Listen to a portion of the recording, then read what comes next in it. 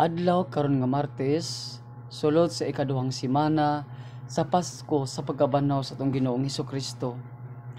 Pagbasa gikan sa basahon sa mga apostoles. Ang pundok sa mga magtotoo usara sa unahuna o kasing-kasing, ug wala kanilay miingon nga siya tag-iya sa iyang mga kabtangan, kundili nag-inambitay silang tanan sa tanang mga butang nga ilang gihuptan. Uban sa dakong gahom, ang mga apostoles nagsaksi sa pagabanaw sa Ginoong Hesus.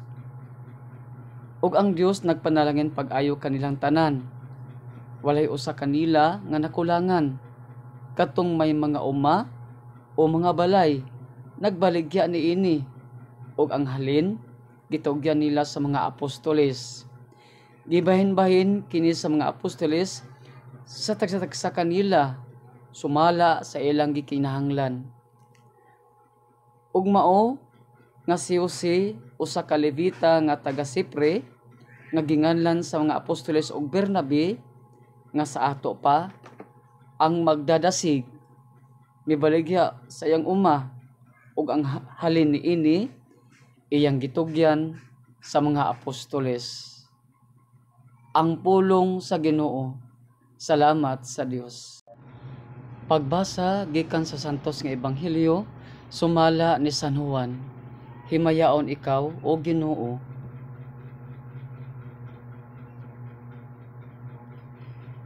Ayaw ikahibulo nga ako nag-ingon kanimo nga kinahanglan magpakatawo kamo pag-usab. Ang hangin mo huros bisan asa kini puot mo padulong. Madungog mo ang paghuros niini apan wala ka mahibalo diin kinigikan o asa kini padulong.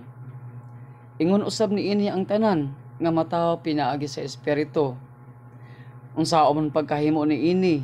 Nangutana si Nicodemo. Si Jesus mitubag, wala ka ba mahibalo niini nga inila ka man unta nga magtutudlo sa Israel? Sultihan ko ikaw.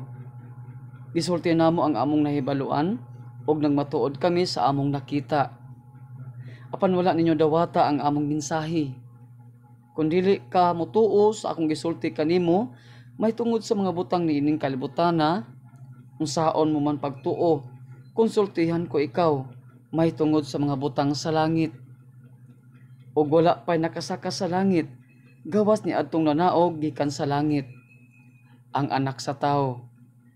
Ingon nga giisa ni Moises dito sa kamingawan ang bitin nga tumbaga nga gibutang og tukon. Ang anak sa tao kinahanglan nga iisa usab. Aron ang tanan nga motuo kaniya makabaton og kinabuhing walay katapusan. Mga igsoon, ang ebanghelyo sa atong Ginoo. Daygon ikaw, O Kristo.